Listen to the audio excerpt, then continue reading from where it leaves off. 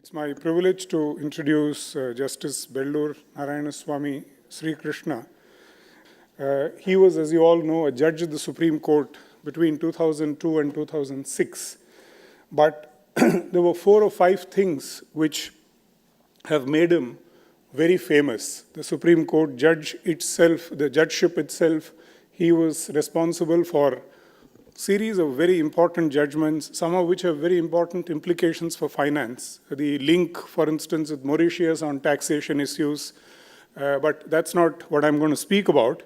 The 4 things: A, the chairmanship of the Mumbai riots inquiry. This was the 92-93 Mumbai riots. Many of you may not know about. It was a series of issues relating to lawyers protesting about something. These 2 were inquiries into riots and chaos situations post facto, and he sort of diagnosed them and gave recommendations.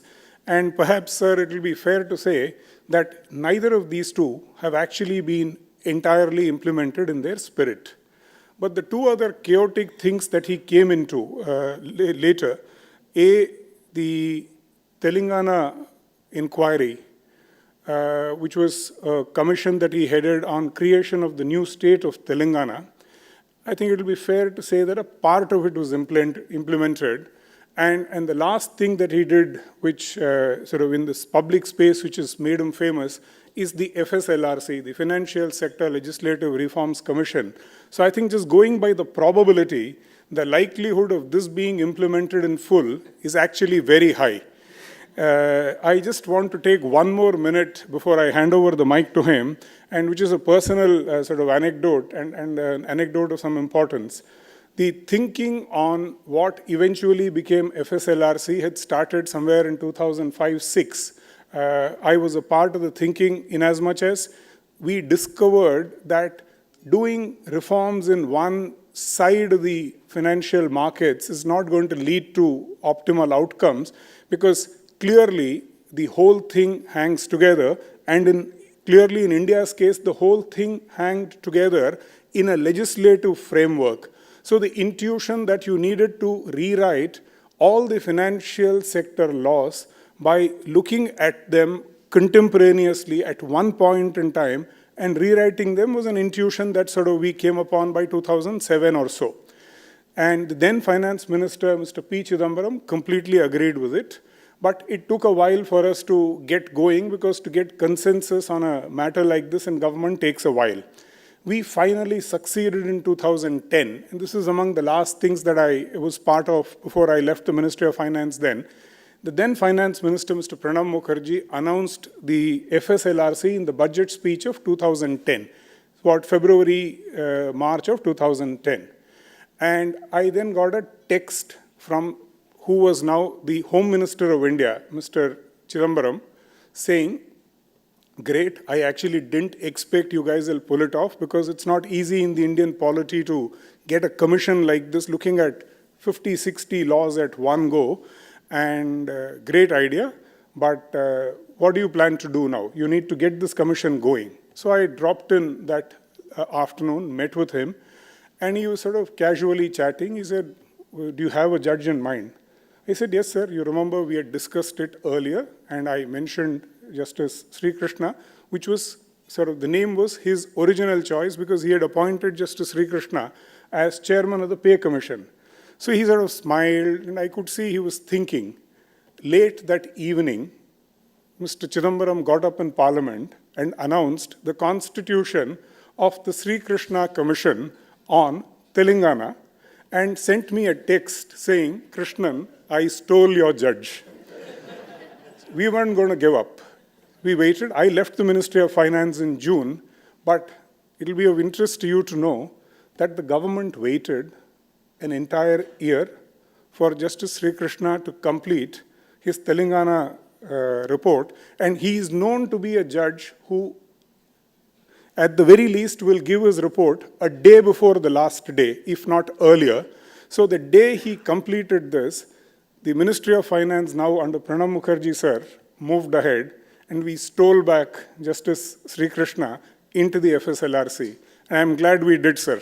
Now, Justice Sri Krishna will perhaps speak for about 20-25 minutes, and then time permitting and without cutting into lunch, he can perhaps take a few questions also. Thank you, sir. Thank you, Mr. Krishnan. Friends, I must thank Mr. Krishnan for having demonstrated to you that I'm a jack of all trades but master of none. And in any case, we have heard of Sri Krishna committing theft elsewhere. This is the only place where Sri Krishna was being the subject matter of the theft. In India, we have always had this capacity to go by what is popularly known now as जुगाड़. We say, हाँ हो जाएगा, कोई बात नहीं. Finances ठीक नहीं चल रहे, हो जाएगा, ठीक है. This was the attitude. But everywhere we kept on thumping our chest and say, in the next 15 years, we are going to be a 50 trillion country, a 50 trillion economy country. We are going to be, if not ahead of US, at least what US is today. How do you go about doing it? Ambition is a good thing, but then ambition must be backed up by clear thinking and preparation to achieve the ambition. This was really the dilemma in which the government of India found itself.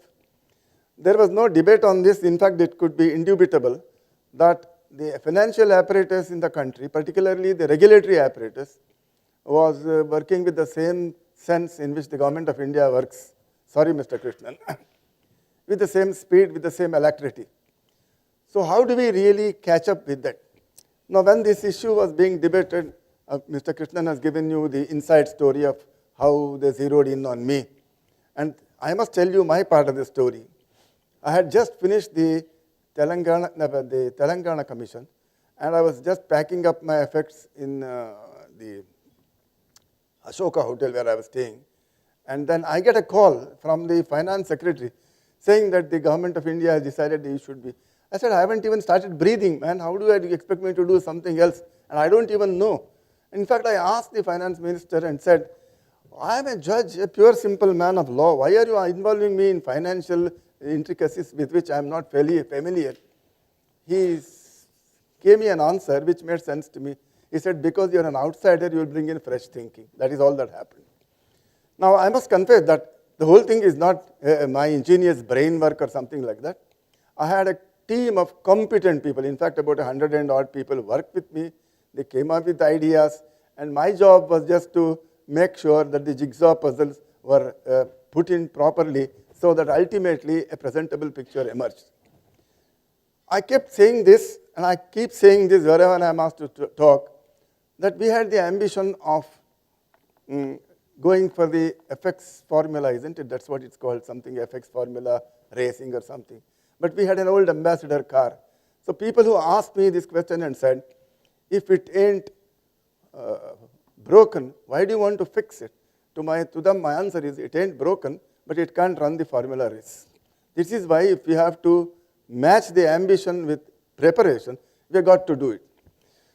Now, as Mr. Krishnan pointed out, there are a whole lot of laws which were of 30 vintage, 19th century vintage.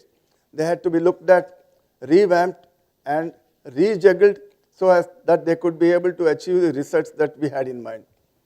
And then we had systems that competed with each other. The regulators with their turf wars, with their inability to have an all-round vision was really a big problem. All of you people are very well aware of the trouble with those UTI people, and then whether it was a financial product, whether it was a capital market product, insurance product, all kinds of problems are there. In this, apart from the turf war, which means a loss of wastage of money, economy, and then stress to the economy, what really happens is a clever man or woman would design a hybrid product. So if you asked him if this is a capital market product, he will say, no, it's insurance, so you have no jurisdiction. And if the insurance man asked, the regulator asked him, he would say, sorry, it's a capital market, you have nothing to do with it.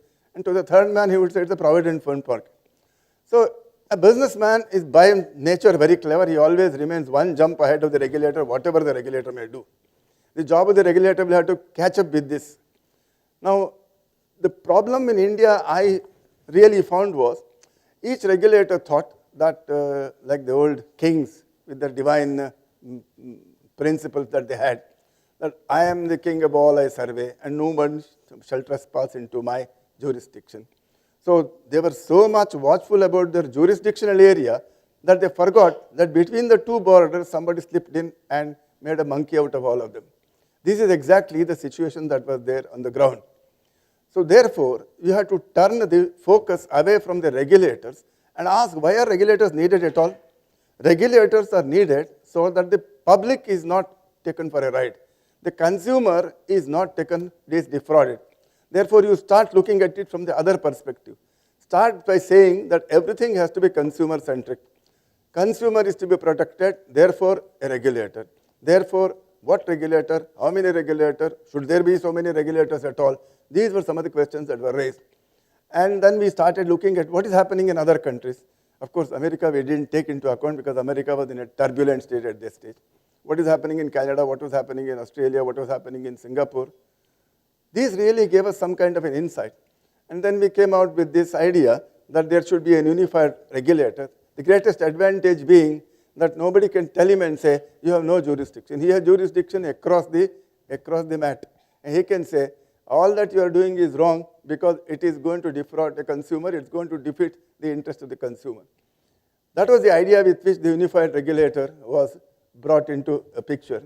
Then the question was, in fact, this question was raised to me when I had an interaction with the US Investment Business Council or what I forget, USIBC.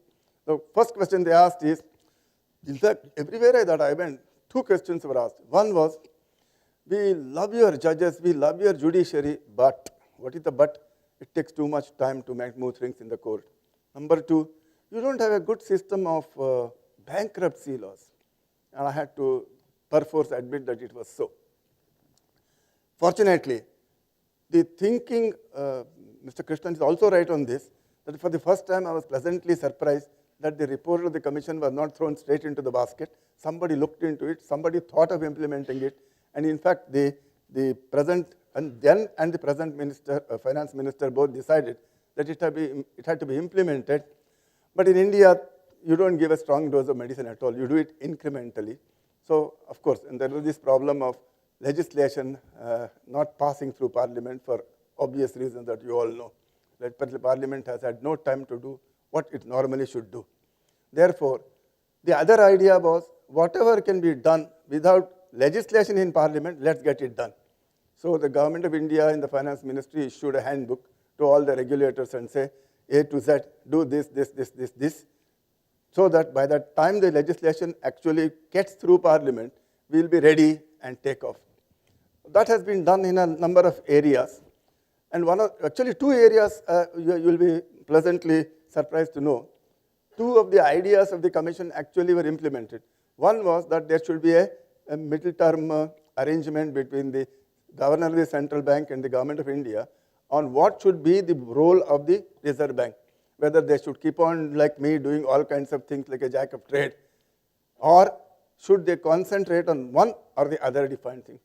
That came through, and ultimately they have decided that the Reserve Bank will concentrate only on inflation targeting. So an agreement has been, top-level agreement has been signed between the finance minister, I don't know whether it's finance minister, president, whoever, the Government of India and the Reserve Bank governor. Then the next is the question of what is this tiny thing called FMC, the Free Forward Market Commission. Should it be merged with one of the regulators or not? That also luckily got through because it didn't require a parliamentary legislation. That has also been implemented. All kinds of objections were raised, all kinds of fears were expressed. But by and by, any time any change takes place, in fact, people were saying that our country can never become free. You heard what Churchill said. Churchill said this country will ultimately be run over by rascals and crooks and things like that. So no change in the world is ever accepted unopposed. So ultimately, opposition was there, it has come through. And hopefully, maybe in the foreseeable future, before I kick my bucket off, I'll be able to see this also being implemented in this country because everybody seems to be interested in it. Of course, I must confess, there was one commission report which I gave where everybody was happy and everybody congratulated, and that was the pay commission. For obvious reason, everybody got a pay rise. So as they say, the evil that men do lives after them. Wherever I go, people say, you are the one who gave the commission report. Thank you, sir. That's all. Friends, therefore, look at it from this point of view that the Commission's recommendations are intended to revamp the entire structure of the financial regulation in this country. The emphasis in the financial regulation now is consumer-centric and a basic principle that every lawyer is aware of, namely the rule of law. What happens today is this: how do you pick the regulator? Either jugaad or influence. Very well, after having picked the regulator, how did the regulator make regulations? God only knows how it is did. In fact, Ajay was reminding me about what happened to the Reserve Bank. The Reserve Bank has been uniformly accused of not being transparent. So anytime anybody asked any questions, we were told, like my grandfather used to say, anytime I asked him and said, why can't I do this as a young rebel, young kid? I used to ask him, and you say, you can't do it because the Shastra says so. I didn't know what the Shastra was, so I accepted. So similarly, you ask the Reserve Bank, why can't I do this? He says, no, it's against monetary policy. I don't know what monetary policy is, so I accept. But as a lawyer, any other branch of regulation, I can say, well, tell me what is the rule on which you are doing. Reserve Bank has no rules. It will come out with circulars, it will come out with this, that, and the other. Trade practices, and then policy guidelines, God knows what they are. As a simple lawyer, I am used to legislation and delegated legislation by way of rules or by regulation. So now the Supreme Court has told them, sorry, you can't do all this, be more transparent, show everything to the public, because the public is the one that is going to be ultimately affected by your actions. It is monetary policy for them, not for you. That is what is important. The monetary policy is going to hurt the person on the street. You are running the country for the person on the street. It is the person on the street who has elected you to power. So all of us must keep this in mind, and that is exactly what the Commission sought to do. Now I don't know whether my 20, there is a saying in Sanskrit that Bhubukshitam na pratibhati kinchit. If you are hungry, nothing really enters your mind. And of course, if your stomach is full, you go to sleep. Both ways it is difficult. Therefore, I'm sorry, I'm not going to give you the nitty-gritties of the Commission's report that is there on the net. I'm sure somebody can sit at the computer and read it. It's not necessary to do it. I'm just giving you an overview of why the philosophy behind the Commission's report. Ultimately, what we need to do, what happened to my glasses?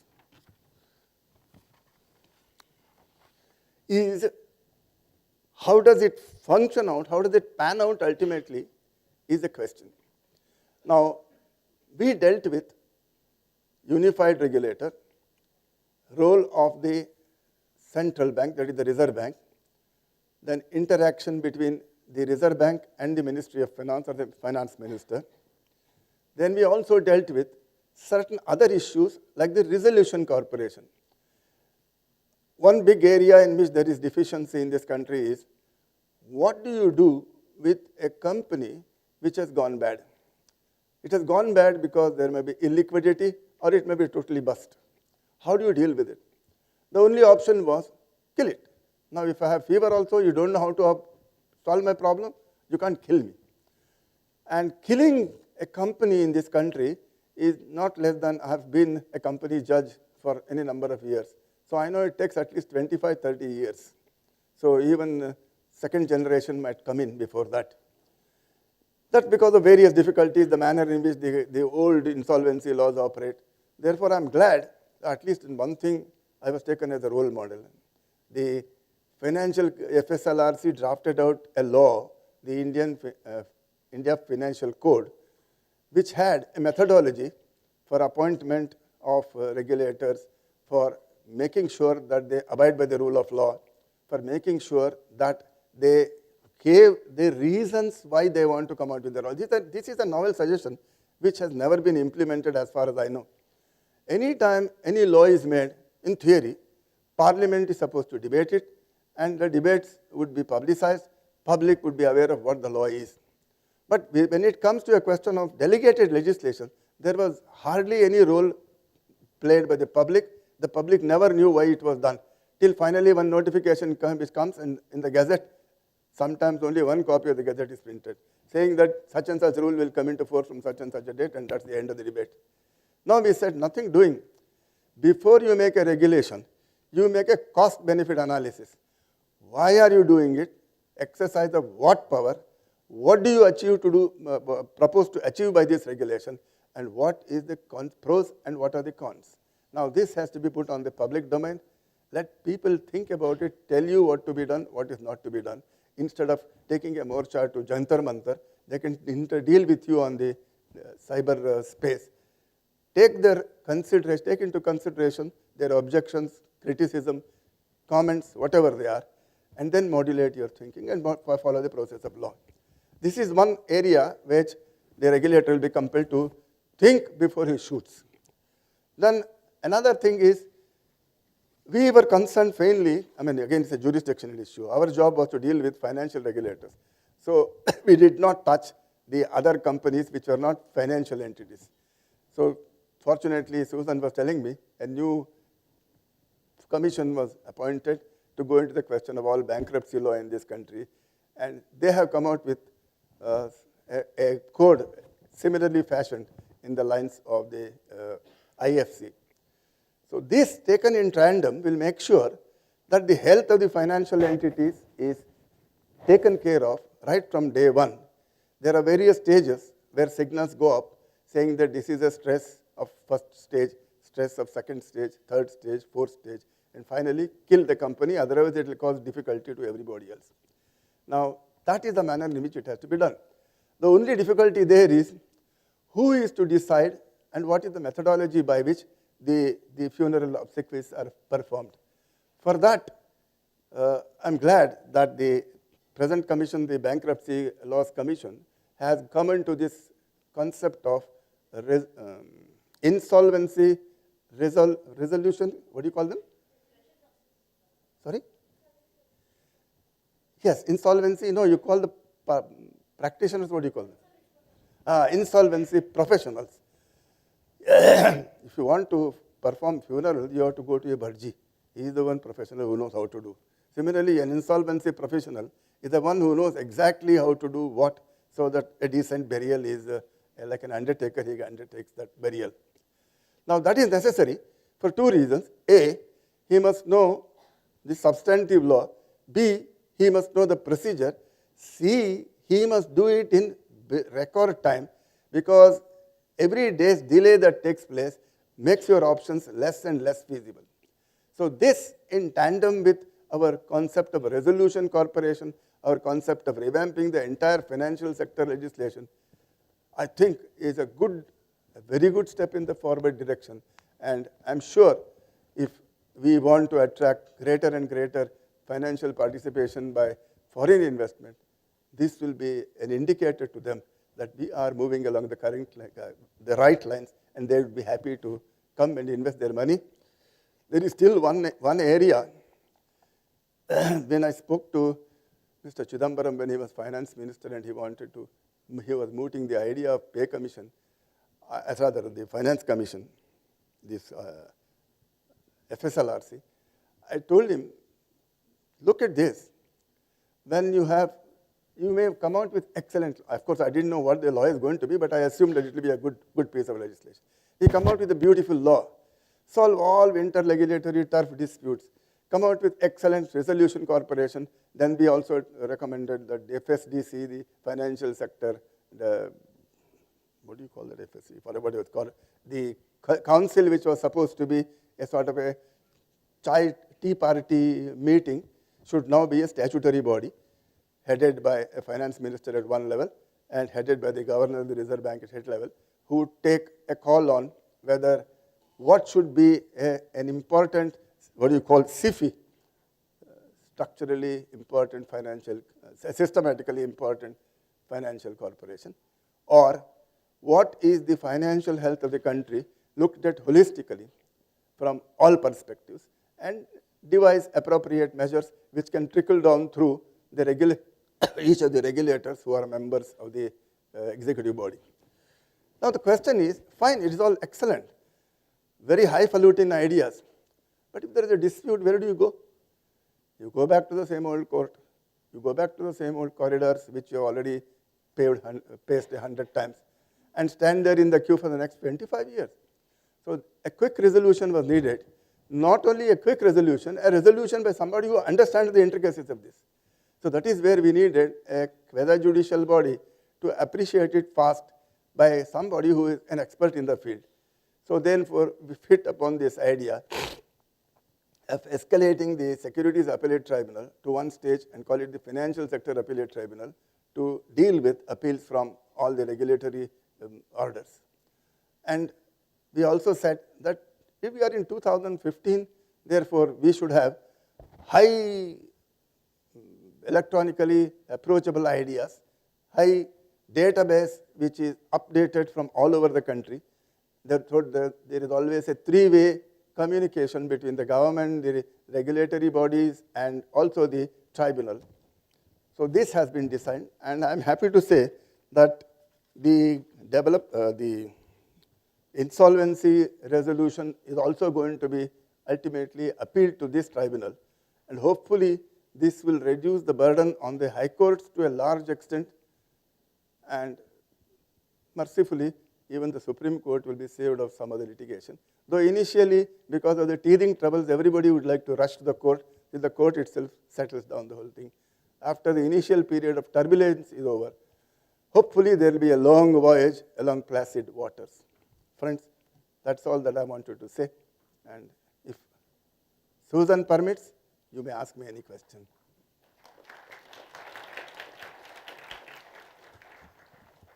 Yeah, so you mentioned the FSDC and the like. So I just a comment respecting that. I was just wondering how would you respond to the charge that having a political entity in charge of FSDC would sort of create disincentives to always go for a bailout when FSDC is actually confronted with the situation where systemic risk is an issue, because being a politically elected official / minister, his incentives are obviously going to be towards protecting the depositors and the like, rather than letting the entity fail.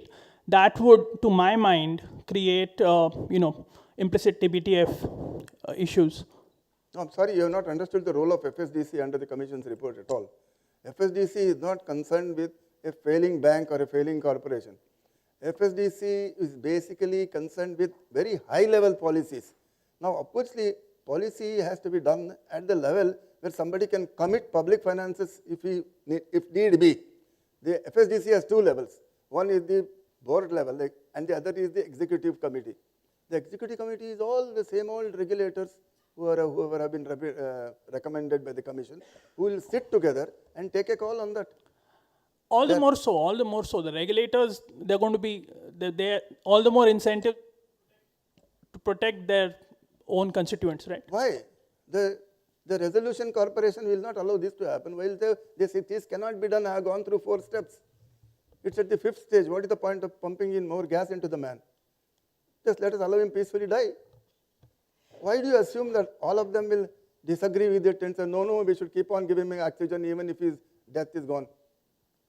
I think it's a time inconsistency issues, right? That is exactly the point. Time inconsistency, therefore Resolution Corporation will jump up and say, Friday evening you take a decision, Monday morning I'll implement it, or Sunday afternoon I'll implement it. Why do you need a Resolution Corporation otherwise? If all these other regulators can sit and debate over a cup of tea and masala dosa or whatever they eat, that is not necessary at all. Exactly. Why do we need an FSDC, especially with the regulators in charge? If we Sorry, if I may just intervene. I do think that I agree with Justice Sri Krishna here. The role of FSDC is policy making, which is not what RC does. A Resolution Corporation comes in and he's got power of the law to go in and treat with failing SIFIs as the law says, whereas policy making is completely different. The policymakers are not going to debate on whether to save a bank. That's not the question that is going to come to FSDC. FSDC is going to talk about larger issues. It's a question mark as to what they will talk about, but they will talk about larger issues. Resolution Corporation is the one that's going to be dealing with, under the code, dealing with, sorry? Yeah, the current iteration. Of course, you should talk to Bhargavi, who's sitting quietly in that corner, because I think she is guilty of what the current iteration of the code is, by and large, in conjunction with Justice Sri Krishna. Okay. Sorry, yeah. I have a question. Yeah, just a quick question. So after, I was advised by Bhagwan that there must be a rule for how a question is asked. So under 30 seconds. Okay. So you had mentioned that you had come in as an outsider, sir. So I was wondering what sort of thing that you saw and what would be your view of your contribution as an outsider to this commission. Shall I give you some inside view? Yeah. All right. I went to Australia. Please take this on record if you want, but take it more as a comment aside. I went to Australia and I was having a one-to-one chat on this subject with the central bank, I think they also call him governor, and once deputy finance minister. Halfway through that, he turned to me and said, "Sir, you have been a lawyer all your life, you have been a judge, but I find it interesting that you can talk this subject with me on a one-to-one basis. My experience is when I come to India, your ministers are not prepared at all. They waste a lot of time. What do you say?" Now, when somebody asks you a question like that, what do you say? What would you have said? So I looked him in the eye and said, "Are you asking for my opinion officially or unofficially? If you are asking for it officially, I hotly deny it. If you are asking for it unofficially, I entirely agree with you." So, preparation is a part of a judge's job. Never mind, have you any idea of the kind of things that I had to do as a judge? From administrative law to the zoological specimens law, A to Z. You have to, I must tell you another interesting thing. This is nothing to do with finance. When I became a judge, 2 sessions went. First session went in some writ petitions, and second session was completely occupied by Mr. Sirva in challenging the Public Premises Act. At the end of which I got the roster, and the roster said I would be working as the next term as the chief Parsi matrimonial judge. So I ran to my senior judge, Justice Bharucha was the senior judge at that time, and said, "Sam, I am not a Parsi. I know nothing about Parsis. How am I going to administer this law?" In his Zoom vision, he says, "Yeah, you don't know anything about it. That's why you have been given this, so that you can learn." Learn I did, my friends. And fortunately for me, my habit of homework is not gone, which is much to the chagrin of my wife. That is how this is the perspective I get. There is no subject that an intelligent man, average intelligence, cannot learn with application of a clear mind. I started off with physics and mathematics. I landed up in law, and I waddled through finances. What more do you want? No, my question was more on, is there anything that you can say that was your footprint as an outsider on the FSLRC? Oh, yeah. Read the report. At the end, it is my signature. I honestly tell you, it's my signature. How can I say it's my footprint? Have you any idea of how it was worked? There were 15, 20 people sitting across, presentations by all regulators, presentation by foreign experts, Indian experts, past governors of Reserve Bank, present governor of Reserve Bank, and you have to deal with them on a one-to-one basis. Now, where am I going to show you my footprint? I'm not going to show you my footprint. So this is the quintessence of all that has gone. I'm not this, sorry. The FSLRC report is the quintessence, the double distilled essence of all that has gone.